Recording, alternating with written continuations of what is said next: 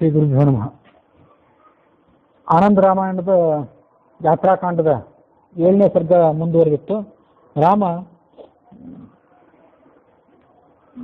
ತನ್ನ ತೀರ್ಥಯಾತ್ರೆಯನ್ನು ಮುಂದುವರಿಸಿ ಭಾರತದ ಪಶ್ಚಿಮ ಭಾಗದಲ್ಲಿರುವಂತಹ ತೀರ್ಥಗಳನ್ನು ಯಾತ್ರೆ ಮಾಡಿದ್ದರ ವರ್ಣನೆ ಅಲ್ಲಿತ್ತು. ಘಟಪ್ರಭಾ ನದಿಯಲ್ಲಿ ಸ್ನಾನ ಇತ್ಯಾದಿಗಳನ್ನು ಮುಗಿಸಿ ಅದರ ಕ್ಷೇತ್ರದಲ್ಲಿರುವಂತಹ ಕೆಲವು ಪುಣ್ಯ ಸ್ಥಳಗಳನ್ನು ಸಂದರ್ಶಿಸಿ ಅಲ್ಲಿಂದ ಮುಂದೆ ಕಾರಾ ನದಿ ತೀರದಲ್ಲಿರುವಂತಹ ಗಣಪತಿಯ ಕ್ಷೇತ್ರಕ್ಕೆ ಬಂದ. ಕಾರಾ ನದಿ ಅಂತನ್ನೋದು ಪುಣೆಯ ಸಮೀಪದಲ್ಲಿದೆ. ತೀರಾ ಒಂದು ಸಣ್ಣ ನದಿ, ಹೇಗೆ ಇಲ್ಲಿ ಮಾರ್ಕಂಡೇಯ ನದಿ, ಹಿರಣ್ಯಕೇಶಿ ನದಿ ಅಂತಿದೆ, ಬಹಳ ದೊಡ್ಡ ಹೆಸರೇನು ಇಲ್ಲದೆ ಇರುವಂತಹ ನದಿ ಅದು. ಅಂಥ ನದಿಯ ತೀರದಲ್ಲಿ ವಕ್ರತುಂಡನ ಸನ್ನಿಧಾನ ಇದೆ, ಗಣಪತಿಯ ಸನ್ನಿಧಾನ ಇದೆ. ಅಲ್ಲಿಗೆ ಬಂದ. ಅಲ್ಲಿಂದ ಮುಂದೆ ಪ್ರಯಾಣ ಬೆಳೆಸಿ ಮೀರಾ ನರಸಿಂಹ ಅಂತೇನು ಪ್ರಖ್ಯಾತವಾದ ಸನ್ನಿಧಾನ ಇದೆ, ಅಲ್ಲಿಗೆ ಆತ ತೆರಳಿದ ಅಂತ ಹೇಳ್ತದೆ. ಇದೇ ಸಂದರ್ಭದಲ್ಲಿ ಸಹ್ಯಾದ್ರಿಯ ಭಾಗದಲ್ಲಿರುವಂತಹ ಇನ್ನೊಂದು ದೇವಾಲಯ, ಅದನ್ನು ತೀರ್ಥ ಪ್ರಬಂಧದಲ್ಲಾಗಲಿ ಆನಂದ ರಾಮಾಯಣದಲ್ಲಾಗಲಿ ವರ್ಣನೆ ಮಾಡಿಲ್ಲ. ಮೊನ್ನೆ ಒಂದು ದಿವಸ ಆಕಸ್ಮಿಕವಾಗಿ ಅದಕ್ಕೆ ಸಂಬಂಧಪಟ್ಟಂಥ ಒಂದು ಸಾಹಿತ್ಯ ನನ್ನ ಕೈಗೆ ಸಿಕ್ತು. ಅದನ್ನು ಇಲ್ಲಿ ನೆನಪು ಮಾಡ್ಕೊಳ್ಬೇಕು. ಪರಶುರಾಮನ ದೇವಾಲಯ ಇದೆ, ಬಹಳ ಒಂದು ವಿರಳವಾದಂತಹ ದೇವಾಲಯ. ಅದನ್ನು ಕೂಡ ಈ ರತ್ನಗಿರಿ ಜಿಲ್ಲೆಯ ಚಿಕ್ಕಳೂಣ ಅಂತಾರೆ, ಅದ್ರ ಹತ್ರ ಅದರ ಸಮೀಪ ಮಾಹೂರ್ ಅಂತ ಸಣ್ಣ ಪ್ರದೇಶ ಒಂದಿದೆ. ಅಲ್ಲಿ ಆ ಪರಶುರಾಮನ ದೇವಾಲಯ ಇದೆ. ಅದಕ್ಕೆ ಸಂಬಂಧಪಟ್ಟಂಥ ಪರಶುರಾಮನ ಒಂದು ಕವಚನೂ ಕೂಡ ಇವತ್ತು ಉಪಲಬ್ಧ ಇದೆ. ಆ ಕ್ಷೇತ್ರದ ಮಹತ್ವದ ಜೊತೆಗೆ ಒಂದು ಕವಚನೂ ಕೂಡ ಉಪಲಬ್ಧ ಇದೆ. ಅದನ್ನು ನೆನಪು ಮಾಡ್ಕೊಳ್ಬೇಕು. ಅದಾದ್ಮೇಲೆ ಮುಂದಿರುವಂಥದ್ದು ಮೀರಾ ನರಸಿಂಹನ ದೇವಾಲಯ. ಮೀರಾ ನದಿ ಜಲೆ ಸ್ನಾತ್ವ. ಮೀರಾ ಅಂತನೋದು ಇವತ್ತು ಎಲ್ಲರಿಗೂ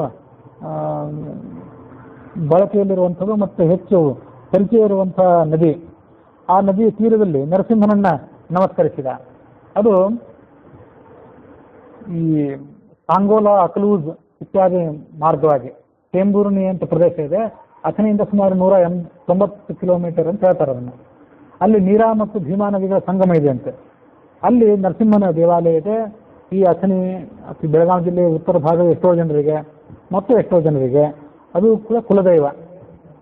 ಆ ನೀರಾ ನರಸಿಂಹನ ಸನ್ನಿಧಾನಕ್ಕೆ ಹೋಗಿ ನರಸಿಂಹನನ್ನು ಪೂಜೆ ಮಾಡಿ ಅಲ್ಲಿಂದ ಮುಂದೆ ಪಾಂಡುರಂಗಂ ನಮಸ್ಕೃತ್ಯ ಚಂದ್ರಭಾಗಾಂ ವಿಗಾಹ್ಯಚ. ಚಂದ್ರಭಾಗಾ ನದಿಯಲ್ಲಿ ಅಂದರೆ ಭೀಮಾ ನದಿ ಅಲ್ಲಿ ಚಂದ್ರಾಕಾರವಾಗಿ ಹರಿಯೋದ್ರಿಂದ ಅದನ್ನು ಚಂದ್ರಭಾಗ ಅಂತ ಹೇಳ್ತಾರೆ. ಆ ಚಂದ್ರಭಾಗಾ ನದಿಯಲ್ಲಿ ಸ್ನಾನ ಮಾಡಿ ಪಾಂಡುರಂಗನಿಗೆ ಅಲ್ಲಿ ನಮಸ್ಕಾರ ಮಾಡಿದ ಅಂತ ವರ್ಣನೆ ಇದೆ. ತೀರ್ಥ ಪ್ರಬಂಧದ ಉತ್ತರ ಪ್ರಬಂಧದಲ್ಲಿ ಹೀಗೆ ಅದರ ವರ್ಣನೆ ಇದೆ. ಸೋಲಾಪುರದಿಂದ ಸುಮಾರು 60 ಕಿಲೋಮೀಟರ್ ದೂರದಲ್ಲಿದೆ. ಪುಂಡರೀಕ ಅನ್ನುವಂಥ ಭಕ್ತನೊಬ್ಬನಿಗೆ ಆತ ಮಾತಾಪಿತೃಗಳ ಸೇವೆಯಲ್ಲಿ ನಿರತನಾಗಿದ್ದಾಗ ವಿಠ್ಠಲ ಅಲ್ಲಿಗೆ ಬಂದಾಗ ತಂದೆ ತಾಯಿಗಳ ಸೇವೆಯನ್ನು ನಿಲ್ಲಿಸಲಿಕ್ಕೆ ಮನಸ್ಸಿಲ್ಲದೆ ಆ ಈಶ್ವರನ ಭಗವಂತನ ಸೇವೆಯನ್ನು ಕೂಡ ಬಿಡಲಿಕ್ಕೆ ಆಗದೆ ಆತನಿಗೆ ಇಟ್ಟಿಗೆಯೊಂದನ್ನು ಕೊಟ್ಟ. ಇಟ್ಟಿಗೆಯ ಮೇಲೆ ಆತ ನಿಂತ ಅಂತ ಹೀಗೆ ಅದರ ಕಥೆ ನಿಮಗೆಲ್ಲರಿಗೂ ಗೊತ್ತಿದ್ದೇ ಇದೆ. ನಾದ ಬ್ರಹ್ಮ ಅನ್ಸ್ಕೋತಾನೆ ಆ ಭಗವಂತ. ಅಲ್ಲಿ ಉಡುಪಿಯಲ್ಲಿ ಇರುವಂಥ ಪರಮಾತ್ಮ ಏನಿದ್ದಾನೆ ಅವನು ಅನ್ನ ಬ್ರಹ್ಮ, ನಿತ್ಯ ಅನ್ನದಾನ ನಡೆಯೋದ್ರಿಂದ. ತಿರುಪತಿಯಲ್ಲಿರುವಂಥ ಭಗವಂತ ಕಾಂಚನ ಬ್ರಹ್ಮ, ಬಂಗಾರದ ಆಭರಣಗಳಲ್ಲಿ ನಿಂದೆದ್ದವನಾದ ಕಾರಣದಿಂದಾಗಿ ಈತ ನಾದ ಬ್ರಹ್ಮ.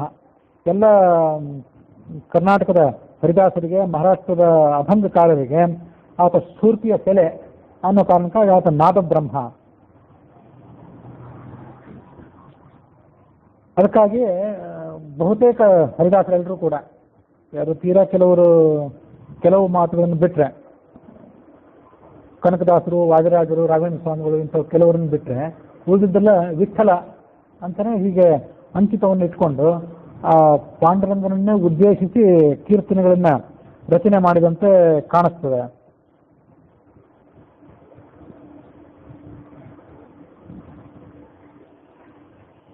ಅವನಿಗೆ ಪಾಂಡುರಂಗ ಅಂತ ಈಗ ಹೆಸರಿದ್ದದ್ದು ಆನಂದ ರಾಮಾಯಣದಲ್ಲಿದೆ.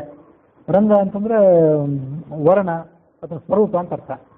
ಪಾಂಡು ಅಂತಂದರೆ ಶ್ವೇತವರ್ಣದ್ದು ಅಂತ ಅರ್ಥ. ಶ್ವೇತವರ್ಣದ ಕಾಂತಿ ಉಳ್ಳವನಾದ್ದರಿಂದ, ಸ್ವಚ್ಛವಾದಂಥ ಅಂತರಂಗವುಳ್ಳವನಾದ್ದರಿಂದ, ನಿರ್ದೋಷನಾದ್ದರಿಂದ, ದೋಷರಹಿತನಾದ್ದರಿಂದ ಆತನಿಗೆ ಪಾಂಡುರಂಗ ಅಂತ ಹೆಸರು. ವಿಠ್ಠಲ ಅಂತಂದು ಅಷ್ಟು ಪ್ರಾಚೀನವಾದ ಹೆಸರಲ್ಲ, ಅದನ್ನು ಗಮನಿಸಬೇಕು. ಆದರೆ ಮುಂದೆ ವಿಠ್ಠಲ ಅನ್ನೋ ಶಬ್ದನೂ ಕೂಡ ಬಂತು. ಎಷ್ಟೋ ಜನರ ದೃಷ್ಟಿಯಿಂದ ವಿಠ್ಠಲ ಅನ್ನೋ ಶಬ್ದ ಸಂಸ್ಕೃತದ ಶಬ್ದವೇ ಅಲ್ಲ, ಪಾಂಡುರಂಗ ಅನ್ನೋದು ಮಾತ್ರ ಸಂಸ್ಕೃತದ ಶಬ್ದ. ಆ ವಿಠ್ಠಲ ಅನ್ನೋ ಶಬ್ದವನ್ನು ಮೊದಲ ಬಾರಿಗೆ ವೈಷ್ಣವ ಗ್ರಂಥದಲ್ಲಿ ಪ್ರಯೋಗ ಮಾಡಿದವರು ಋಷಿಕೇಶ ತೀರ್ಥರು ಅಂತ ಹೇಳ್ತಾರೆ. ಶ್ರೀವಿಠ್ಠಲಂ ಶ್ರೀ ವಾಮನ ಯೋಗಿನೋ ಪಿ ಅಧೋಕ್ಷಜ ಯೋಗಿನಃ ಶ್ರೀವಿಠ್ಠಲಂ. ಇದೇ ವಿಠ್ಠಲನೇ ವಾಮನ ತೀರ್ಥರು. ಯಾವ ಉಡುಪಿಯ ಅಷ್ಟಮಠಗಳಲ್ಲಿ ಯಾವ ಮಠ ಅಂತ ನೆನಪಿಲ್ಲ, ಅಂತೂ ಪೇಜಾವರ ಮಠದ ಮೂಲ ಯತಿಗಳು ಅಧೋಕ್ಷಜ ತೀರ್ಥರು. ಅವರಿಗೂ ಕೂಡ ಈ ವಿಠ್ಠಲನೇ ಆರಾಧ್ಯ ದೈವ. ಆಯಾ ಮಠದ ಪಟ್ಟದ ದೈವಗಳೇನಿವೆ ಅದರಲ್ಲಿ ಒಂದೆರಡು ಮಠಕ್ಕೆ, ಎರಡು ಮೂರು ಮಠಗಳಿಗೆ ಈ ವಿಠ್ಠಲನೇ ಪರದೈವ, ವಿಠ್ಠಲನೇ ಪಟ್ಟದ ದೈವ. ಅದರಲ್ಲಿ ಪೇಜಾವರ ಮಠವು ಕೂಡ ಒಂದು. ವಿಠ್ಠಲ ಅಂತ ಶಬ್ದ ಏನಿದೆ ಅದಕ್ಕೆ ವಿಶೇಷ ಜ್ಞಾನ ಇಲ್ಲದೇ ಇರುವಂತಹ ಭಕ್ತ ಜನರನ್ನು ಕೂಡ ಉದ್ಧಾರ ಮಾಡುವವನು. ಶಾಸ್ತ್ರದ ರಹಸ್ಯಗಳನ್ನು ಅರ್ಥ ಮಾಡಿಕೊಳ್ಳುವಂಥ ಶಕ್ತಿ ಇಲ್ಲದೆ ಇದ್ರೂ ಕೀರ್ತನೆಗಳ ಮೂಲಕ ತನ್ನನ್ನು ಹಾಡಿ ಹೊಗಳವರಿಗೂ ಕೂಡ ಅನುಗ್ರಹ ಮಾಡುವವನು ಅನ್ನೋ ದೃಷ್ಟಿಯಿಂದ ಆತನನ್ನು ವಿಠ್ಠಲ ಅಂತ ಹೀಗೆ ಕರೀತಾರಂತೆ. ವಿದಾ ಜ್ಞಾನೇನ, ವಿತ್ ಅಂದರೆ ಜ್ಞಾನ, ಠ ಅಂದರೆ ಶೂನ್ಯ, ಜ್ಞಾನ ಶೂನ್ಯರಾದವರು, ವಿಶೇಷವಾದ ಜ್ಞಾನ ಇಲ್ಲದೇ ಇದ್ದವರು ಕೂಡ ಅಂಥವರನ್ನ ಲಾಟಿ ತನ್ನ ಬಳಿಗೆ ಎಳ್ಕೋತಾನೆ, ಆಕರ್ಷಣೆ ಮಾಡ್ತಾನೆ.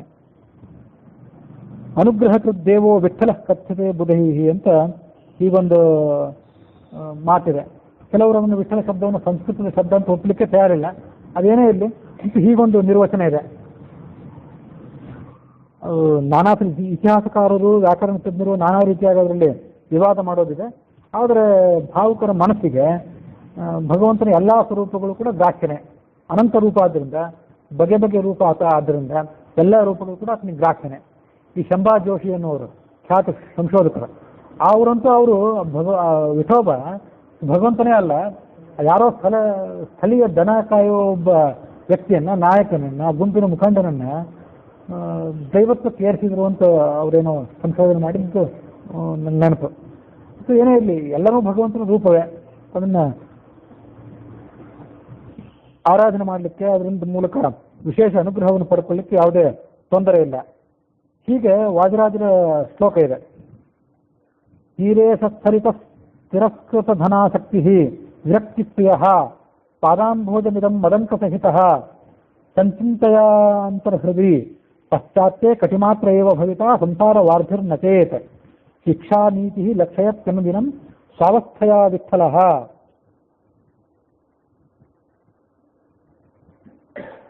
ಹೀಗೆ ಅದು ಪ್ರಬಂಧನಾಚಾರ್ಯ ವ್ಯಾಖ್ಯಾನ ಇದೆ, ಈ ತೀರ್ಥ ಪ್ರಬಂಧಕ್ಕೆ ಕನ್ನಡ ವ್ಯಾಖ್ಯಾನ ಇದೆ. ಅವನ ಸ್ವರೂಪ ಏನಿದೆ, ವಾದರಾಜರು ಪ್ರತಿಯೊಂದು ಮೂರ್ತಿದ್ದು, ಹಯಗ್ರೀವ, ರಾಮ ಇತ್ಯಾದಿ ಎಲ್ಲ ಮೂರ್ತಿಗಳಿಗೂ ಕೂಡ ಅವು ಇಟ್ಕೊಂಡಿರುವಂಥ ಸಂಕೇತ, ಅವುಗಳ ಸ್ವರೂಪವನ್ನು ಕಾರಣ ಸಮೇತವಾಗಿ ಉತ್ಪ್ರೇಕ್ಷೆ ಮಾಡ್ತಾರೆ. ಅಲ್ಲಿ ಭೀಮರಥಿ ನದಿ ತೀರದಲ್ಲಿ ಆತ ಇದ್ದಾನಲ್ಲ, ಭೀಮರಥಿ ನದಿ ತೀರದಲ್ಲಿ ಯಾಕಿದ್ದಾನೆ ಅಂತಂದ್ರೆ, ಪುಣ್ಯ ನದಿ ತೀರದಲ್ಲಿ ಇರ್ರಿ ನೀವು ಅಂತ ಭಕ್ತರಿಗೆ ತಿಳಿಸ್ತಾನಂತೆ. ಬೇರೆ ಯಾವುದೋ ಶಹರದ ಆಕರ್ಷಣೆಯಿಂದ ಅಲ್ಲಲ್ಲಿ ಹೋಗ್ಬಿಡಬೇಡಿ, ನೀರು ಇತ್ಯಾದಿ ಅನುಕೂಲ ಇಲ್ಲದಂತೆ ಸರಿಪಡಿಸಿರಿ, ತೀರ್ಥಕ್ಷೇತ್ರಗಳಲ್ಲಿ ವರ್ಣನೆ ಮಾಡಿ, ತೀರೇ ಸತ್ಸರಿತಃ ಪುಣ್ಯ ನದಿ ಕ್ಷೇತ್ರದಲ್ಲಿ ವಾಸ ಮಾಡಿ ಅಂತ ತೋರಿಸ್ತಾನಂತೆ. ಮತ್ತು ಆತ ವಸ್ತ್ರರಹಿತ. ಪಂಢರಪುರದ ವಿಠೋಬ ಹೇಗಿದ್ದ ನನಗೆ ಅಷ್ಟು ನೆನಪಿಲ್ಲ, ಆದರೆ ಆ ಅಷ್ಟಮಠಗಳಲ್ಲಿರುವಂಥ ವಿಠೋಬನ ಮೂರ್ತಿ ಏನಿದೆ ಅದು ಬಾಲಗೋಪಾಲನ ಮೂರ್ತಿ ಅದು. ಗೋಪಾಲ ಬಾಲ ಕೃಪಯಾ ಸ್ವಯನ್ನ ಅಂತ ವಾದರಾಜರ ಹೇಳ್ತಾರೆ. ಹಾಗಾಗಿ ಅದು ನಗ್ನವಾದ ಮೂರ್ತಿ ಅದು. ಅದೇನು ಸಂಕೇತ ಅಂತಂದ್ರೆ, ನೀವು ಧನ ಕನಕಾದಿಗಳ ಮೇಲಿನ ಆಸಕ್ತಿಯನ್ನು ತೊರೆದು ವಿರಕ್ತರಾಗಿ ಬದುಕಿ ಅಂತ ಸೂಚನೆ ಅಂತದು. ಕೈಯಲ್ಲಿ ಶಂಖಚಕ್ರಾದಿಗಳನ್ನು ಹಿಡ್ಕೊಂಡಿದ್ದಾನೆ. ಅದರ ಮೂಲಕ ಭಗವಂತನ ಲಾಂಛನಗಳೇನಿವೆ ಅದನ್ನು ಧಾರಣೆ ಮಾಡಿ ಅಂತ ಸೂಚನೆ ಮಾಡ್ತಾನೆ. ಆಮೇಲೆ ಆತನ ಕೈಗಳೇನಿವೆ, ಈಗಾಗಲೇ ಒಮ್ಮೆ ಹೇಳಿದೆ, ಆ ವಿಠೋಬನ ಮೂರ್ತಿ ಟೊಂಕದ ಮೇಲೆ ಕೈ ಇಟ್ಟಂತಿದೆ, ಕಟಿಯಲ್ಲಿ ಕರವಿಟ್ಟನೋ ಪಂಡರಿರಾಯ ಅಂತೇಳಿ. ಆದರೆ ಅದು ಕೈಯಲ್ಲಿ ಮತ್ತೇನಿದೆ ಅಂತ ಅಲ್ಲಿ ಸ್ಪಷ್ಟವಾಗಿ ನಮ್ಗೆ ಗೊತ್ತಾಗೋದಿಲ್ಲ. ಅದು ವಿಶ್ವರೂಪದ ದರ್ಶನ ನಾನು ಕೂಡ ಮಾಡಿಲ್ಲ, ನೀವು ಯಾರು ಮಾಡಿದರೆ ನಿಮ್ಗೆ ಗೊತ್ತಿರಬಹುದು. ಅಲ್ಲಿ ಮೂರ್ತಿಗಳೇನಿವೆ, ಅಲ್ಲಿ ಶಂಖ ಇದೆ. ವಿಠೋಬನ ಕೈಯಲ್ಲಿ ಶಂಖ ಇದೆ. ಆ ಪೇಜಾವರ ಮಠದಲ್ಲಿರುವಂತಹ ವಿಠೋಬನ ಎಡಗೈಯಲ್ಲಿ ಶಂಖ ಇದೆ ಅಂತ ನಂಗೆ ನೆನಪು. ಆ ಶಂಖದ ಮೂಲಕವಾಗಿ ಭಗವಂತನ ಲಾಂಛನಗಳನ್ನು ನೀವು ಧಾರಣೆ ಮಾಡಿ ಅಂತ ತೋರಿಸ್ತಾನೆ. ಮತ್ತು ಒಂದು ಕೈ ಹೀಗಿದೆ, ಈ ಪಾದದ ಕಡೆ ಮಾಡಿದೆ ಅಂತ ನೆನಪು. ಒಂದು ಕೈಯಲ್ಲಿ ಶಂಖ, ಎಡಗೈಯಲ್ಲಿ ಶಂಖ, ಬಲಗೈಯಿಂದ ಕಾಲಿನ ಕಡೆ ತೋರಿಸ್ತಾನೆ, ತನ್ನ ಪಾದ ಕಮಲದ ಕಡೆ ತೋರಿಸ್ತಾನೆ. ನನ್ನ ಪಾದ ಕಮಲವನ್ನು ಯಾವಾಗಲೂ ಕೂಡ ನೀವು ಆರಾಧನೆ ಮಾಡಿ ಅಂತ ಆ ಮೂಲಕ ಆತ ಸಂಕೇತಿಸಿದ್ದಾನಂತೆ. ಇಷ್ಟೆಲ್ಲ ಆದಮೇಲೆ ನೀವು ಇಷ್ಟೆಲ್ಲ ಮಾಡಿದ್ರೆ ಸಾಕು, ನೀವು ಈ ಸಂಸಾರ ಸಾಗರದಲ್ಲಿ ಏನೋ ಬಿದ್ದು ತೊಳಲಾಡ್ತಿದ್ದೀವಿ, ಈ ಸಂಸಾರ ಸಾಗರ ನಿಮ್ಮನ್ನು ಮುಳುಗಿ ಸಾಕೋದಿಲ್ಲ, ಇದು ನಿಮಗೆ ಕಟಿ ಮಾತ್ರ. ಪಶ್ಚಾತ್ತೇ ಕಟಿ ಮಾತ್ರ ಏವ ಭವಿತ ಸಂಸಾರ ವಾರ್ಧಿ. ಸಂಸಾರ ಸಾಗರ ನಿಮಗೆ ಪಂಕದ ಮಾತ್ರಕ್ಕೆ ಸುಲಭವಾಗಿ ದಾಟಲಿಕ್ಕೆ ಸುಲಭವಾಗಿ ಆದೀತು. ಮತ್ತು ಇಷ್ಟೆಲ್ಲ ನೀವು ಮಾಡದೇ ಇದ್ರೆ, ನಾನು ಹೇಳಿದಂತೆ ನೀವು ಜೀವನ ಸಾಗಿಸದೇ ಇದ್ರೆ ನಿಮ್ಮನ್ನು ನಾನು ಶಿಕ್ಷಿಸ್ತೇನೆ ಅಂತ ಆತ ತೋರಿಸ್ತಾನಂತೆ. ಒಂದು ದಂಡನೂ ಕೂಡ ಇದೆ ಅಂತ ಅವನ ಹತ್ರ.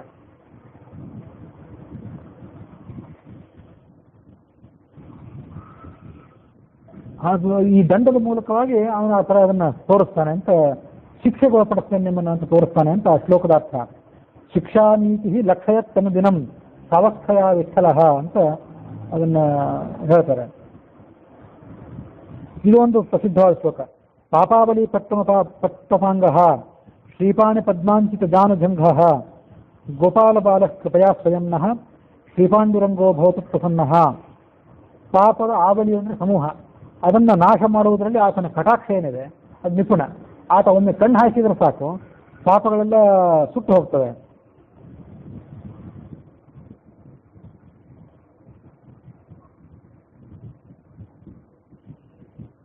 ಅವನ ಮೊಣಕಾಲು ಮತ್ತು ಆತನ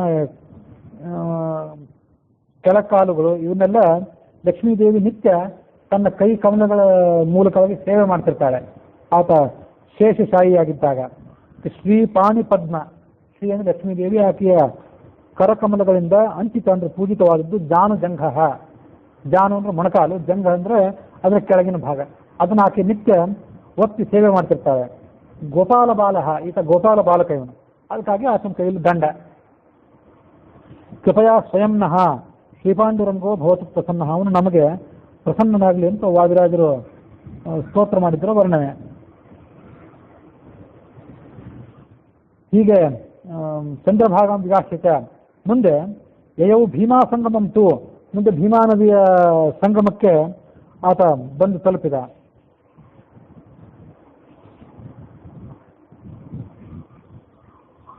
ಆ ಭೀಮಾ ನದಿಯ ಸಂಗಮದಲ್ಲಿ ಚಂದಲ್ಲ ಅಂತ ಕಥೋಯಯೌ, ಚಂದಲ್ಲ ಅಂತಿದೆ. ಅದೀಗ ಚಂದ್ರಳಾ ಪರಮೇಶ್ವರಿ ಅಂತ ಏನಿದೆ ಅದೇ ಆಗಿದ್ದಿರಬೇಕು. ಸನ್ನತಿಯ ಚಂದ್ರಳಾ ಪರಮೇಶ್ವರಿ ದೇವಿ ಏನಿದ್ದಾಳೆ ಅವಳ ಸನ್ನಿಧಾನಕ್ಕೆ ಬಂದು ಅವಳನ್ನು ನಮಸ್ಕರಿಸಿದ. ಗುಲ್ಬರ್ಗಾದ ಸಮೀಪ ಇರುವಂಥ ಪ್ರದೇಶ ಅದು. ಅಲ್ಲಿಂದ ಮುಂದೆ ಪ್ರೇಮಪುರ ಅಂತಿದೆ. ಆ ಪ್ರೇಮಪುರಕ್ಕೆ ಬಂದು ಮಾರ್ತಂಡಮೀಶ್ವರಂ, ಇದು ತಿಳಿಲಿಲ್ಲ ಎಲ್ಲಿ ಅಂತ ಬಹಳ ಪ್ರಯತ್ನ ಪಟ್ಟರು. ಮಾರ್ತಂಡೇಶ್ವರನಿಗೆ ನಮಸ್ಕರಿಸಿದ ಪ್ರೇಮಪುರದಲ್ಲಿ ಅಂತಿದೆ. ಆ ಪ್ರೇಮ ಅಂತ ಪ್ರೀತಿ ಅಂತ ಅರ್ಥ. ಎಷ್ಟೋ ಜನರಿಗೆ ಆ ಪ್ರೇಮ ಅನ್ನೋದ್ರ ಸುಳಿವು ಕೊಟ್ಟು ಆ ಅರ್ಥದಲ್ಲಿ ಏನು ಮರಾಠಿ ಶಬ್ದವೋ ಕನ್ನಡ ಶಬ್ದವೋ ಇದೆ ಅಂತ ಹುಡುಕಿ ಅಂತ ಹೇಳಿದ್ರು ಅಷ್ಟು ಸಿಗಲಿಲ್ಲ. ಪ್ರೇಮಪುರಕ್ಕೆ ಬಂದು ತಲುಪಿದ, ಮಾರ್ತಂಡೇಶ್ವರನಿಗೆ ನಮಸ್ಕಾರ ಮಾಡಿದ. ಅಲ್ಲಿಂದ ಮುಂದೆ ನೀಲದುರ್ಗ, ಅದು ಕೂಡ ತಿಳಿಯಲಿಲ್ಲ. ನೀಲದುರ್ಗಾಳಿಗೆ ನಮಸ್ಕರಿಸಿದ. ನಾನಾ ಪುಣ್ಯಸ್ಥಳಾನಿ, ನಾನಾ ಥರದ ಪುಣ್ಯಸ್ಥಳಗಳನ್ನು ಪ್ರಯಾಣ ಮಾಡಿದ. ಅಲ್ಲಿಂದ ಮುಂದೆ ತುಳಜಾಪುರಕ್ಕೆ ಬಂದು ಅಲ್ಲಿಯ ದೇವಿಗೆ ನಮಸ್ಕರಿಸಿದ. ಮುಂದೆ ಮಾಣಿಕ್ಯಾಂಬಿಕಾಂ ದೃಷ್ಟ ಪಶ್ಚಿಮ ತೀರ್ಥಾನ ರಾಘವ, ಮಾಣಿಕ್ಯಾಂಬಿಕಾ ಅಂತ ಏನಿದೆ ಅವಳಿಗೂ ನಮಸ್ಕಾರ ಮಾಡಿದ. ಅದು ಎಲ್ಲಿಂದ ಸಿಗಲಿಲ್ಲ. ಆದರೆ ಇವತ್ತು ಗುಲ್ಬರ್ಗದ ಹತ್ರ ಒಬ್ಬ ಯೋಗಿನಿ ಇದ್ದಾರೆ, ಒಬ್ರು 60-70 ವರ್ಷದ ಯೋಗಿನಿ ಒಬ್ರು ಇದ್ದಾರೆ.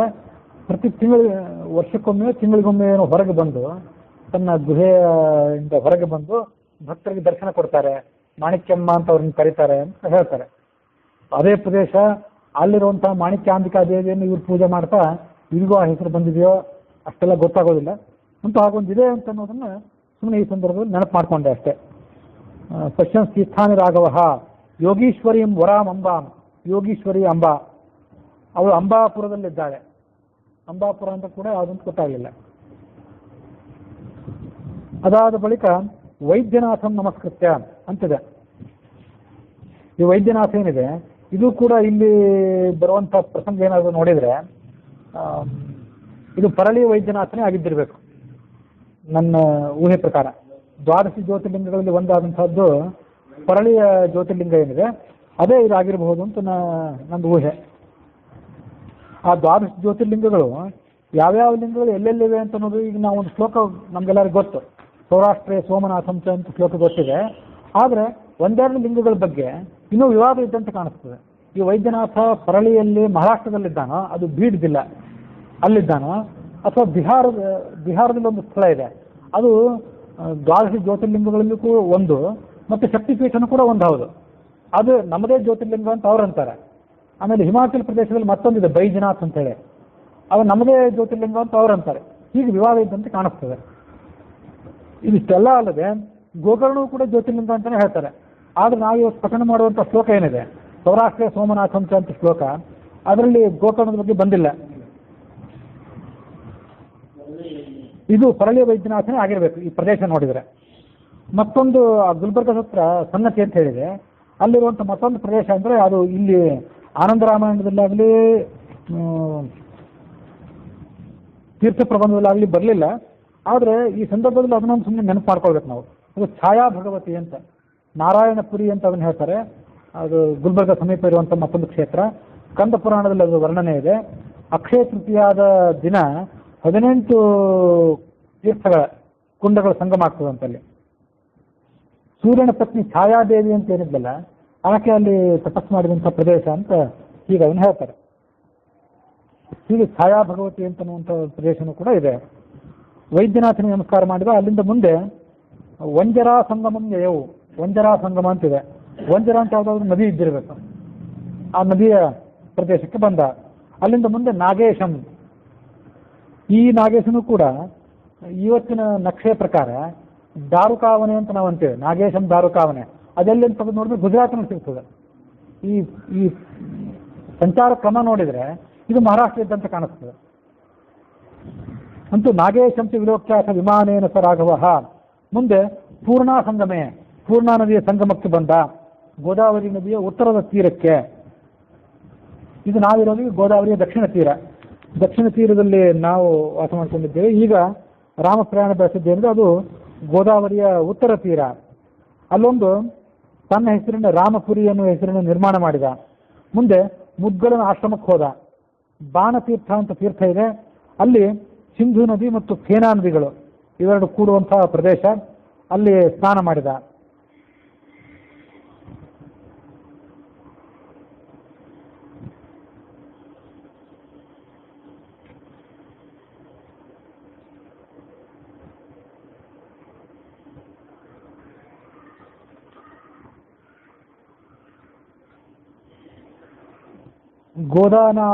ಗೋದಾನಾಭೌ ಅಬ್ಜಕೇಥ ಸ್ನಾತ್ವಾ ನತ್ವಾ ಹತ್ರ ತ್ರಿವಿಕ್ರಮಂ, ಅಲ್ಲೊಂದು ಗೋದಾ ನದಿಯ ಪ್ರದೇಶದಲ್ಲಿ ತ್ರಿವಿಕ್ರಮನ ದೇವಾಲಯ ಇದೆ ಅಂತ, ಅಲ್ಲಿ ನಮಸ್ಕಾರ ಮಾಡಿದ ಆ ಭಗವಂತನಿಗೆ.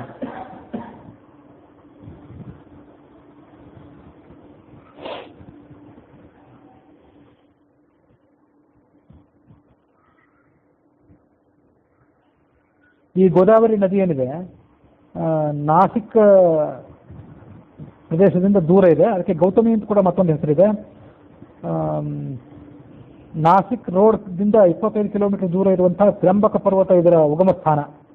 ಸುಮಾರು 1500 ಕಿಲೋಮೀಟರ್ ದೂರದಷ್ಟು ಉದ್ದಕ್ಕೆ ಅದು ಹರಿಯುತ್ತದೆ. ಆಂಧ್ರ ಪ್ರದೇಶದ ರಾಜಮಹೇಂದ್ರಿಯ ಹತ್ತಿರ ಪೂರ್ವ ಸಮುದ್ರ ಅಂದರೆ ಬಂಗಾಳಕೊಲ್ಲಿ ಅನ್ನೋದು ತಲುಪುತ್ತದೆ. ಪದ್ಮಪುರಾಣ, ವರಾಹ ಪುರಾಣ ಮೊದಲಾದಂಥ ಪುರಾಣಗಳಲ್ಲಿ ಅದರ ಉತ್ಪತ್ತಿಯ ವರ್ಣನೆ ಇದೆ, ಮಹತ್ವದ ವರ್ಣನೆ ಕೂಡ ಇದೆ. ಗಂಗೆಯ ಮತ್ತೊಂದು ರೂಪ ಅಂತಾರೆ ಇದನ್ನು. ಗಂಗೆಯ ಶಿರದಲ್ಲೇ ಆಗಿತ್ತು, ಅದನ್ನು ಈ ಗಣಪತಿ ಉಪಾಯದಿಂದ ಅದನ್ನು ಕೆಳಗಿಳಿಸಿದ ಅಂತ ಹೀಗೊಂದು ವರ್ಣನೆ ಇದೆ.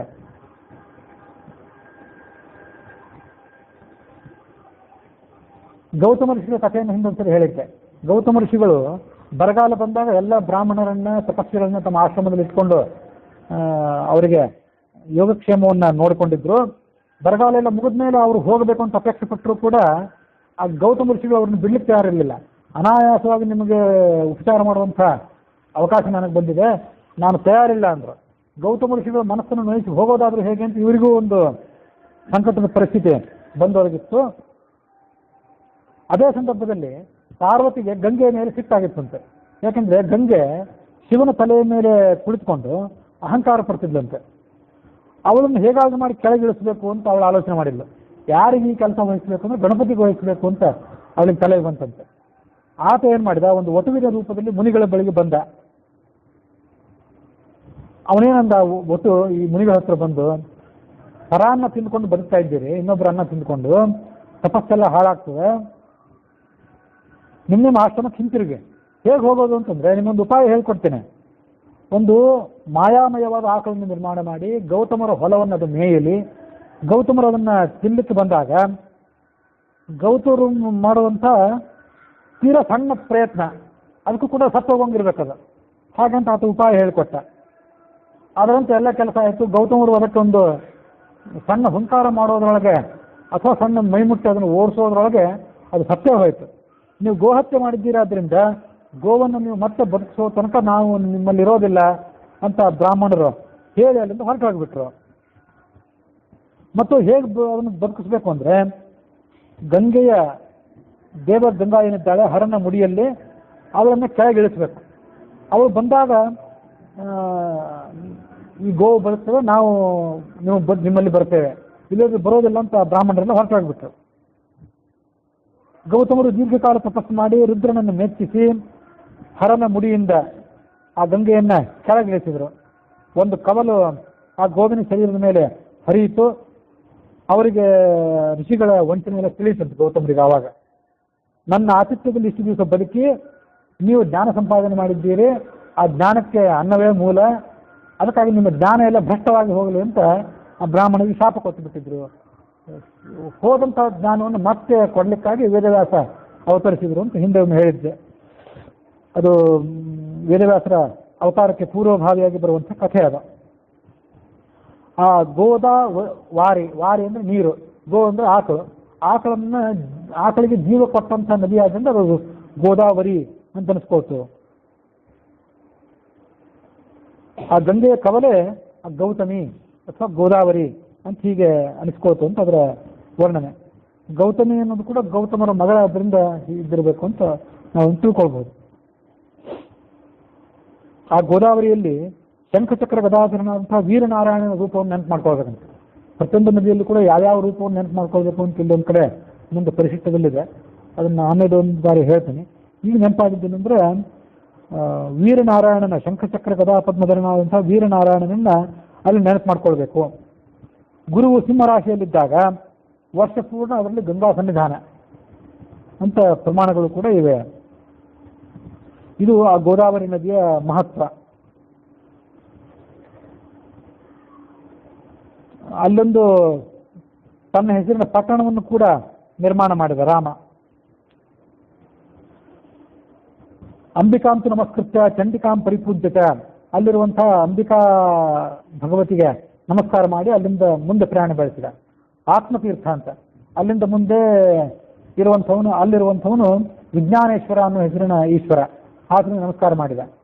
ಮುಂದೆ ಮಹಾಲಕ್ಷ್ಮಿಗೆ ಅಲ್ಲೇ ನಮಸ್ಕಾರ ಮಾಡಿದ. ವಡವಾ ಸಂಗಮ ಅಂತ ಒಂದು ನದಿಯ ಸಂಗಮ ಪ್ರದೇಶ, ಅಲ್ಲಿಗೆ ಬಂದ. ಪ್ರತಿಷ್ಠಾನಂ ವಿಲೋಖ್ಯಾತ ನಾತ್ವ ವೃದ್ಧೈಲ ಸಂಗಮೆ. ಪ್ರತಿಷ್ಠಾನ ಅಂದ್ರೆ ಪೈಠಣ ಇದ್ದಿರಬೇಕು, ಮಹಾರಾಷ್ಟ್ರದ ಪೈಠಣ ಇದೆಯಲ್ಲ ಅದೇ ಪ್ರತಿಷ್ಠಾನಪುರ ಇದ್ದಿರಬೇಕು. ಮುಂದೆ ವೃದ್ಧೈಲ ಸಂಗಮೆ,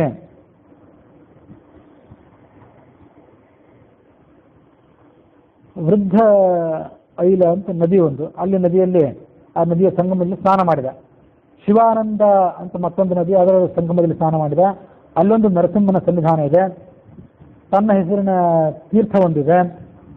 ಆ ಸ್ವೀಯ ನಾಮನ ಖ್ಯಾತ ತೀರ್ಥೆ ಪ್ರವರ ಅಂತ ಮತ್ತೊಂದು ನದಿ, ಅದರ ಸಂಗಮ. ಸಿದ್ದೇಶ್ವರನನ್ನಲ್ಲಿ ನಮಸ್ಕರಿಸಿದ. ಎಲ್ಲಾದ್ರೂ ವಿವರ ಸಿಗಬೇಕಂದ್ರೆ ಅಲ್ಲಿ ಸ್ಥಳೀಯರು ಯಾರು ಸಿಕ್ಕರೆ ಅವರಿಂದ ಈ ವಿವರ ಸಿಗಬಹುದಷ್ಟೇ. ನಿವಾಸ ಅನ್ನುವಂಥ ಪುರ ಇದೆ, ಅಲ್ಲಿಗೆ ಹೋದ. ಮುಂದೆ ನೂಪುರ ಅನ್ನುವ ಹೆಸರಿನ ಪ್ರದೇಶ. ಯಯೌ ಗೋದಾತಟೇನ ಇವ ಪುಣ್ಯಸ್ತಂಭಂ ರಘುದ್ವಹ, ಪುಣ್ಯಸ್ತಂಭಕ್ಕೆ ಬಂದು ತಲುಪಿದ.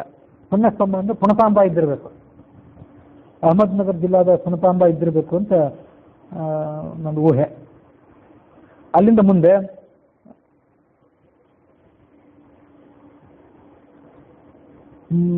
ಗತ್ವ ಕದ್ರೂ ಸಂಗಮೇತು ವಿನತಾ ಸಂಗಮಂ ಯಯೌ. ಕದ್ರೂ ನದಿ ಮತ್ತು ವಿನತಾ ನದಿಗಳು ಸಂಗಮಿಸುವಂತಹ ಪ್ರದೇಶಕ್ಕೆ ಹೋದ. ಜನಸ್ಥಾನಂ ತಥೋ ಗತ್ವ, ಹಿಂದೆ ಯಾವ ಜನಸ್ಥಾನದಲ್ಲಿ ತಾನು ಅರಣ್ಯವಾಸದಲ್ಲಿದ್ನೋ ಅಲ್ಲಿಗೆ ಬಂದ. ಯಯೌ ತ್ರ್ಯಂಬಕಮೀಶ್ವರಂ, ತ್ರ್ಯಂಬಕನಾಥನಿಗೆ ನಮಸ್ಕಾರ ಮಾಡಿದ. ತ್ರ್ಯಂಬಕೇಶ್ವರ ಇದು ಕೂಡ ಒಂದು ಜ್ಯೋತಿರ್ಲಿಂಗಗಳಲ್ಲಿ ಒಂದು. ಎಲ್ಲ ದಕ್ಷಿಣದ ರಾಜರಿಂದ ಸನ್ಮಾನವನ್ನು ಪಡೆದ, ಅವರಿಂದ ಕಪ್ಪ ಕಾಣಿಕೆಯನ್ನು ಪಡೆದ. ಮುಂದೆ ಅಲ್ಲಿಂದ ಪ್ರಯಾಣ ಬೆಳೆಸಿದ. ಏವಂ ದಕ್ಷಿಣ ಯಾತ್ರೆಯಂ ಯಾಕೃತ ರಾಘವೇಣ ಬೈ ಶಾಮಯ ವಿಸ್ತರೇಣ ಇವ ಕಥಿತ ತ್ರ್ಯಂಬಕಾವಧಿ. ತ್ರ್ಯಂಬಕದ ತನಕ ಅವನು ಪ್ರಯಾಣ ಮಾಡಿದ್ದೇನಿದೆ, ಇದು ದಕ್ಷಿಣ ಭಾರತದ ಯಾತ್ರೆ, ಅದನ್ನು ನಾನು ನಿಮಗೆ ಹೇಳಿದೆ ಅಂತ ಗುರು ಶಿಷ್ಯನಿಗೆ ಆ ಕಥೆಯನ್ನು ಹೇಳಿದ.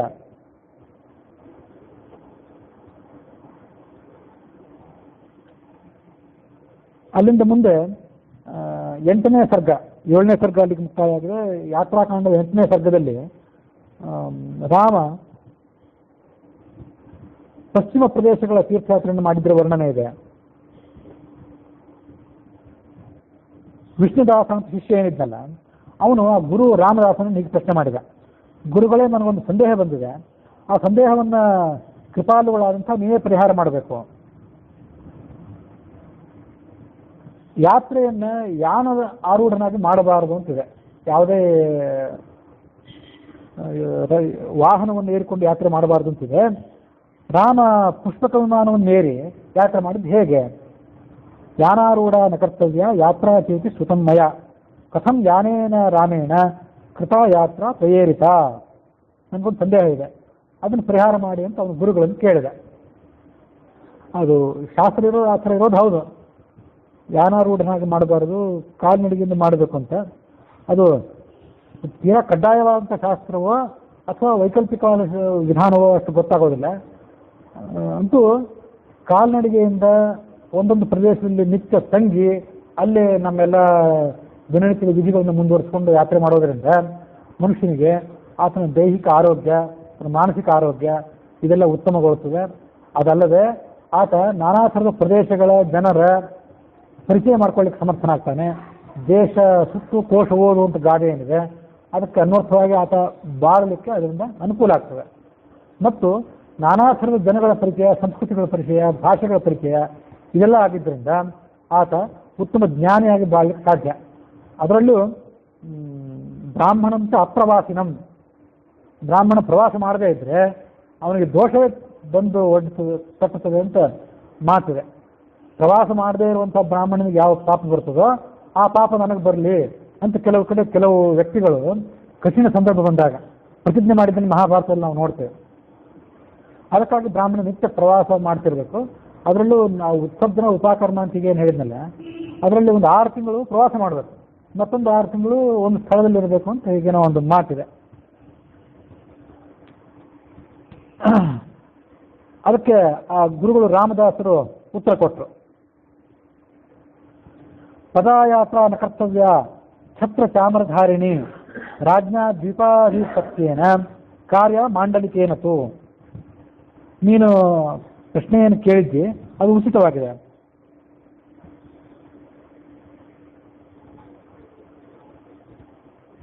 ಉಳಿದವರು ಕಾಲ್ನಡಿಗೆಯಿಂದಲೇ ಯಾತ್ರೆ ಮಾಡಬೇಕು, ವಾಹನವನ್ನು ಏರಬಾರ್ದು ಅವರು, ಅದೆಲ್ಲ ಸರಿ. ಸನ್ಯಾಸಿಗಳಂತೂ ಏರಲೇಬಾರ್ದು ಅಂತ ಹೇಳ್ತಾರೆ. ಸನ್ಯಾಸಿಗಳು ಯಾವತ್ತೂ ಕಾಲ್ನಡಿಗೆಯಿಂದಲೇ ಹೋಗಬೇಕು. ಆಗಿನ ಕಾಲದಲ್ಲಿ ಕಾಲ್ನಡಿಗೆಯಿಂದಲೇ ಯಾತ್ರೆಯನ್ನು ಮಾಡಿದ್ರು ಎಲ್ಲ ಸನ್ಯಾಸಿಗಳಂತೂ ವರ್ಣನೆ ನಾವು ಕೇಳ್ತೀವಿ.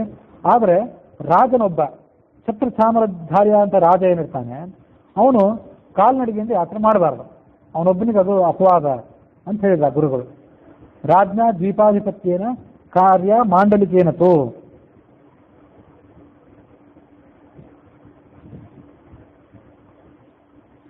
ಅದರಲ್ಲಿ ಸಣ್ಣ ಮಾಂಡಲಿಕನಾದರೆ, ಸಾಮಂತ ರಾಜನೋ ಒಂದು ದ್ವೀಪದ ರಾಜನೋ ಯಾರು ಆಗಿದ್ರೆ ಆತ ಕಾಲ್ನಡಿಗೆ ಮೂಲಕ ಯಾತ್ರೆ ಮಾಡಬಹುದು.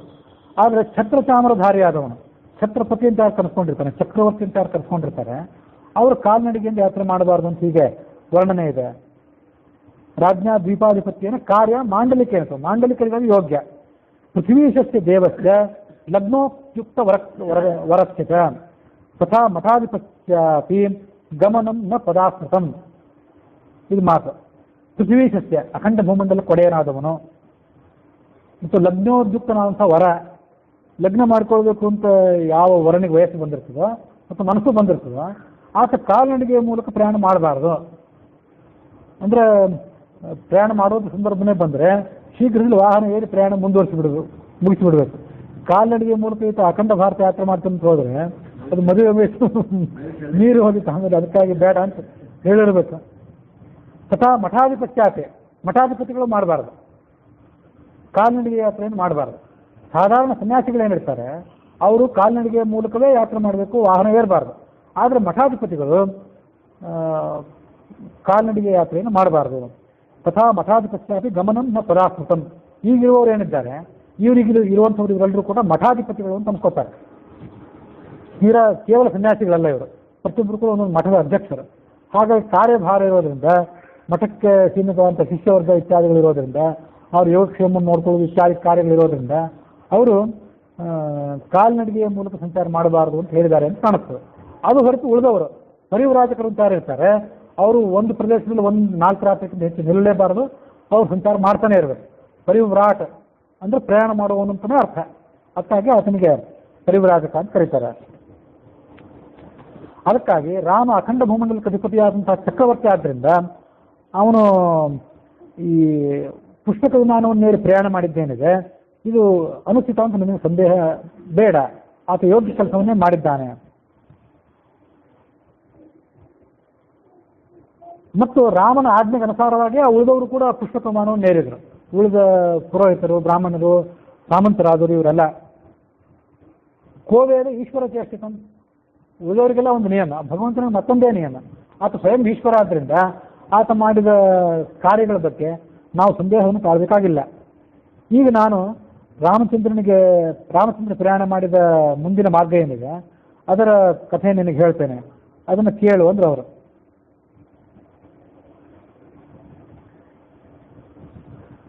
ತ್ರ್ಯಂಬಕಾದ್ ರಾಮಚಂದ್ರಸ್ತು ಪುರಾ ಯತ್ರ ತು ನಿದ್ರಿತಂ ಸೀತೆಯ ಪರ್ವತೆ ತತ್ರ ಗತ್ವಾ ಸ್ಥಿತ್ವಾ ದಿನತ್ರಯಂ. ತ್ರ್ಯಂಬಕದಿಂದ ಯಾತ್ರೆಯನ್ನು ಮುಂದುವರಿಸಿ ಒಂದು ಪ್ರದೇಶಕ್ಕೆ ಬಂದ. ಹಿಂದೆ ಆತ ಆ ಪ್ರದೇಶದಲ್ಲಿ ನಿದ್ರೆ ಮಾಡಿದ ಜಾಗ ಅದು. ಸೀತಾದೇವಿ ಜೊತೆಗೆ ಅದು ಹೊರಗೆ ಬಂದಿದ್ನಲ್ಲ, ಅಯೋಧ್ಯೆಯಿಂದ ಹೊರಗೆ ಬಂದು ಒಂದು ಪ್ರದೇಶಕ್ಕೆ ಬಂದಾಗ ಆ ಒಂದು ಪ್ರದೇಶದಲ್ಲಿ ಮೊದಲನೇ ಬಾರಿ ಆತ ಮಲ್ಕೊಂಡಿದ್ದಂತಹ ಪ್ರದೇಶ ಅಂತದ್ದು. ಅಲ್ಲಿಗೆ ಬಂದು 3 ದಿವಸ ಅಲ್ಲಿ ವಾಸ ಮಾಡಿದ. ಸಪ್ತಶೃಂಗಗಿರಿ ಅಂತ ಒಂದಿದೆ, ಅಲ್ಲಿ ಆತ ಬಂದು ಅಗಸ್ತ್ಯ ಋಷಿ, ಸುತೀಕ್ಷ್ಣ ಋಷಿ ಅವರ ಆಶ್ರಮಕ್ಕೆ ಬಂದ. ಅಲ್ಲಿಂದ ಮುಂದೆ ಐಲಪುರ ಅಂತಿದೆ, ಅಲ್ಲಿಗೆ ಪ್ರಯಾಣ ಬೆಳೆಸಿದ. ಕೃಷ್ಣೇಶ್ವರಂ, ಇದು ಕೂಡ ಮಹಾರಾಷ್ಟ್ರನೇ, ಗಸೃಣೇಶ್ವರ ಅಂತ ಹೇಳ್ತಾರೆ. ಗಸೃಣೇಶಂ ಶಿವಾಲಯ, ಮಹಾರಾಷ್ಟ್ರದಲ್ಲಿ ಬರುವಂಥ ಜ್ಯೋತಿರ್ಲಿಂಗ ಇದು. ಅಲ್ಲಿ ಶಿವನಿಗೆ ನಮಸ್ಕಾರ ಮಾಡಿ ಶಿವತೀರ್ಥೆ ವಿಕಾಸ್ಯ. ಮುಂದೆ ದೇವಗಿರಿ, ಇದು ಕೂಡ ದೌಲತಾಬಾದ್ ಅಂತ ಏನು ಹೇಳ್ಕೋತದೆ ಈಗ ಮಹಾರಾಷ್ಟ್ರದಲ್ಲಿ, ಅಲ್ಲಿಗೆ ಬಂದ ಅಂತ ಕಾಣಿಸ್ತದೆ. ವಿರಜಾ ಕ್ಷೇತ್ರಕ್ಕೆ ಪ್ರಯಾಣ ಬೆಳೆಸಿದ.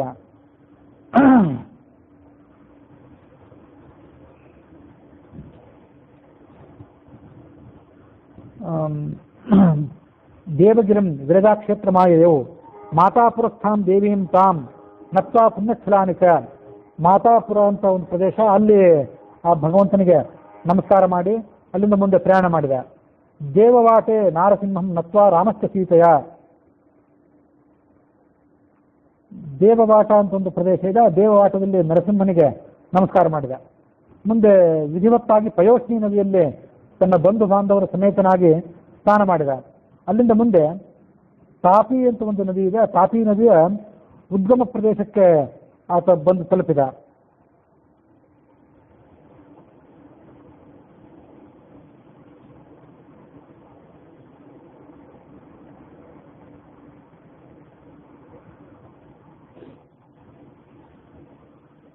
ಕಥಂ ತಾಪಾಭಿಘಾತೆ ಅಂಬ ತಾಪಜ್ಞ ಇತಿ ಸಂಶಯ ಅಥ ತಾಪಪ್ರದಾಯಿನ್ಯಾಹ ತವ ಸಂದರ್ಶನಾದ್ಗತಃ.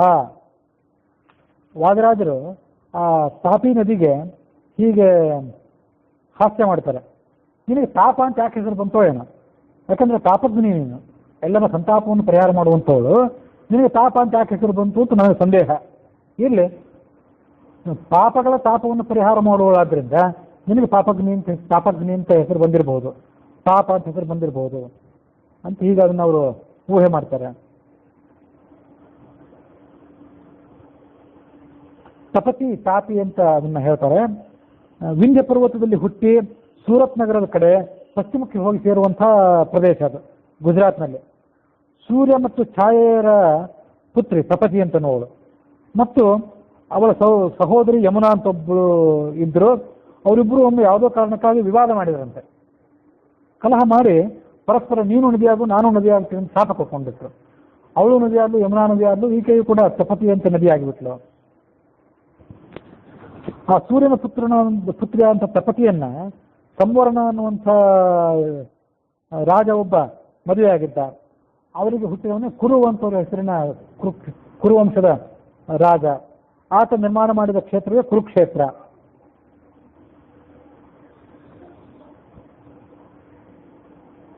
ಈ ತಪತಿ ನದಿಗೆ ನರ್ಮದಾ ನದಿಯ ಮತ್ತೊಂದು ರೂಪ ಅಂತ ಕೂಡ ಕೆಲವು ಕಡೆ ವರ್ಣನೆ ಮಾಡ್ತಾರೆ. ಹಾಗೂ ವರ್ಣನೆ ಮಾಡೋದು ಆ ತಪತಿ ನದಿಯ ವರ್ಣನೆ ಇದೆ. ಸ್ನಾತ್ವಾ ತಾಪ್ಯುದ್ಗಮಂ ರಾಮಃ ಸ್ವನಾಮ್ನ ಪರ್ವತೋತ್ತಮಂ ತಾಪ್ಯಾಶ್ಚ ಸಂಗಮೇ ಸ್ನಾತ್ವಾ ನರ್ಮದಾಯಾಶ್ಚ ಸಂಗಮೇ. ನರ್ಮದಾ ನದಿ ಮತ್ತು ತಾಪಿ ನದಿಗಳ ಸಂಗಮದಲ್ಲಿ ಅವನು ಸ್ನಾನ ಮಾಡಿದ. ವಿಂಧ್ಯ ಪರ್ವತದಲ್ಲಿ ಮಧ್ಯಪ್ರದೇಶ, ಇವತ್ತಿನ ಮಧ್ಯಪ್ರದೇಶದಲ್ಲಿ ಅಮರಕಂಟಕ ಅನ್ನುವ ಪ್ರದೇಶದಲ್ಲಿ ಇದು ಹುಟ್ಟಿ ಭರೂಚ್ ಅಂದ್ರೆ ಗುಜರಾತ್, ಅಲ್ಲಿ ಪಶ್ಚಿಮ ಸಮುದ್ರಕ್ಕೆ ಅದು ಹೋಗಿ ಮುಟ್ಟುತ್ತದೆ. ಸೋಮಪರು ಅಂತ ಪಿತೃದೇವತೆಗಳ ಒಂದು ಗುಂಪಿದೆ. ಅವರ ಮಾನಸ ಪುತ್ರಿಯೊಬ್ಬಳು ನರ್ಮದಾ ಅಂತಿದ್ದಾಳೆ, ನರ್ಮದಾ ಇದ್ದಾಳೆ. ಅವಳು ಸೂರ್ಯವಂಶದ ಪುರುಕುತ್ಸ ಅನ್ನುವ ಮಹಾರಾಜನ ಮದುವೆಯಾಗಿ ಪ್ರಸದಿಸ್ಯು ಅನ್ನುವಂಥ ಚಕ್ರವರ್ತಿಯನ್ನು ನಗರನಾಗಿ ಪಡ್ಕೊಂಡ್ಲು ಅಂತ ಹರಿವಂಶದಲ್ಲಿ ಬಂದಿತ್ತು. ಆ ನರ್ಮದಾ ನದಿ ಹುಟ್ಟುವ ಭಾಗಕ್ಕೆ ಮೇಖಲ ಅಂತ ಕರೀತಾರೆ. ಆ ಪರ್ವತಕ್ಕೆ ಅದು ಅಮರಕಂಟಕ ಅಂತ ದೊಡ್ಡ ಪ್ರದೇಶ, ಅದರಲ್ಲಿ ನದಿ ಹುಟ್ಟುವ ಪ್ರದೇಶಕ್ಕೆ ಮೇಖಲ ಅಂತಾನೆ. ಆ ಮೇಖಲ ಕನ್ಯಕಾ ಅಂತ ಕೂಡ ಇದನ್ನು ಕರೀತಾರೆ. ಮೇಖಲ ಪರ್ವತದ ಮಗಳಾದ್ರಿಂದ ಅಂತ ಈ ಕಾರಣದಿಂದಾಗಿ ರೇವಾ ಅಂತ ಕೂಡ ಹೀಗೊಂದು ಅದಕ್ಕೊಂದು ಹೆಸರಿದೆ. ಇದರಲ್ಲಿ ಯಮುನಾ ನದಿಯ ಬಳಿಕದ ಸ್ಥಾನ ಅಂತ ಇದಕ್ಕೆ ನದಿ ತಾರತಮ್ಯ ದೃಷ್ಟಿಯಿಂದ. ಮಹಾವಿಷ್ಣುವನ್ನು ಅಲ್ಲಿ ಧ್ಯಾನ ಮಾಡಬೇಕು. ಸ್ವಾವಗಾಹನ ಮಾತ್ರೇನ ಯಾ ಸ್ವರ್ಗ ವನಿತಾ ಜನೈಹಿ ಸಹ ನರ್ಮಗಿರಾಂ ದಾತ್ರಿ ಭಜೇತಾಂ ನರ್ಮದಾ ನದೀಂ ಅಂತ ನರ್ಮದಾ ನದಿಯನ್ನ ನಾನು ಸ್ತೋತ್ರ ಮಾಡ್ತೇನೆ ಅಂತ ವಾದಿರಾಜರ ವರ್ಣನೆಯಲ್ಲಿ. ಮುಂದೆ ಮಹಾನದಿ ಜಲೇ ಸ್ನಾತ್ವ ಪ್ರಭಾಸಂಚ ತಥೋಯಯೌ. ಮುಂದೆ ಪ್ರಭಾಸ ಕ್ಷೇತ್ರಕ್ಕೆ ಆತ ಬಂದು ತಲುಪಿದ. ತನ್ನ 1 ವರ್ಷದ ತೀರ್ಥಯಾತ್ರೆ ಕಾಲದಲ್ಲಿ ಅರ್ಜುನ ಆ ಪ್ರಭಾಸ ಕ್ಷೇತ್ರ ಯಾತ್ರೆಗೆ ಬಂದಿದ್ದ ಅಂತ ಮಹಾಭಾರತದಲ್ಲಿ ವರ್ಣನೆ ಇದೆ. ಭೃಗು ಕಚ್ಛ ಅಂತ ಒಂದು ಪ್ರದೇಶ ಇದೆ. ಅಲ್ಲಿ ಬಲಿಚಕ್ರವರ್ತಿ ಅಶ್ವಮೇಧ ಯಾಗಗಳನ್ನು ಮಾಡಿದ್ದ ಅಂತ ಪ್ರತೀತಿ ಇದೆ. ವಾಮನ ಅಲ್ಲಿ ಬಂದು ಬಲಿಯನ್ನ ನಿಗ್ರಹಿಸಿದ್ದು ಕೂಡ ಅದೇ ಪ್ರದೇಶದ ಮಹತ್ವವನ್ನು ತಿಳಿಸುವಂಥ ಒಂದು ಭಾಗ ಇದೆ.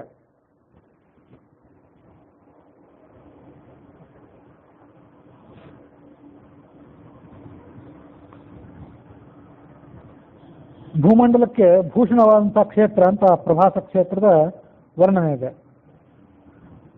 ಭೂಮಿಯ ಅತ್ಯಂತ ಪ್ರಸಿದ್ಧವಾದದ್ದು. ಅಲ್ಲಿ ಇದರ ಪೂರ್ವ ದಿಕ್ಕಿನಲ್ಲಿ ಸರಸ್ವತಿ, ಹಿರಣ್ಯ ಮತ್ತು ಕಪಿಲ ಅನ್ನುವಂಥ 3 ನದಿಗಳು ಹುಟ್ಟಿ ಅವೆಲ್ಲ ಮುಂದೆ ಸಮುದ್ರವನ್ನು ಹೋಗಿ ತಲುಪ್ತವೆ ಅಂತ ಅದರ ವರ್ಣನೆ ಇದೆ. ಈ ಸರಸ್ವತಿ ನದಿ ಏನಿದೆ, ಮಾತೃಗಯ ಅಂತ ಏನಿದೆಯಲ್ಲ, ಪಿತೃಗಯ ಮಾತೃಗಯ ಅಂತ ಎರಡಿದೆ. ಮಾತೃಗಯದಿಂದ ಹರಿದು ಬರುವಂತಹ ಸರಸ್ವತಿ ನದಿನೇ ಈ ಸರಸ್ವತಿ ನದಿ ಅಂತ ಅದನ್ನ ವರ್ಣನೆ ಮಾಡುವ ಒಂದು ಭಾಗವನ್ನು ಕೂಡ ನಾವು ನೋಡ್ತೇವೆ. ಮಹಾನದಿ ಜಲೇ ಸ್ನಾತ್ವ ಪ್ರಭಾಸಂಚ ತಥೋಯಯೌ ಪಂಚ ಸರಸ್ವತೀನಾಂ ಚ ಸಂಗಮೇಶು. ಸರಸ್ವತಿ ನದಿಯ 5 ಕವಲುಗಳು, ಅವುಗಳ ಭಾಗಕ್ಕೂ ಕೂಡ ಬಂದು ಅಲ್ಲಿ ಸ್ನಾನವನ್ನು ಮಾಡಿದ. ಸೌರಾಷ್ಟ್ರಸ್ಥಂ ಸೋಮನಾಥಂ ದೃಷ್ಟಾಸ ಭ್ರಮತೀಂ ನದೀಂ. ಸೌರಾಷ್ಟ್ರದಲ್ಲಿ, ಗುಜರಾತಿನ ಭಾಗದಲ್ಲಿರುವಂಥ ಸೌರಾಷ್ಟ್ರ ಏನಿದೆ, ಅಲ್ಲಿ ಸೋಮನಾಥ ಅಂತ ಪ್ರಖ್ಯಾತವಾದಂಥ 12 ಜ್ಯೋತಿರ್ಲಿಂಗಗಳಲ್ಲಿ ಒಂದು. ಅಲ್ಲಿ ಆ ಭಗವಂತನಿಗೆ ನಮಸ್ಕರಿಸಿದ. ದೃಷ್ಟಾಚ ಭ್ರಮತೀಂ ನದೀಂ, ಅಲ್ಲಿರುವಂಥ ನದಿಗೂ ಕೂಡ ಆತ ನಮಸ್ಕಾರ ಮಾಡಿದ ಅಂತನ್ನೋಲ್ಲಿಗೆ ಇವತ್ತಿನ ಕಥೆ ಮುಕ್ತಾಯ ಆಗಿದೆ.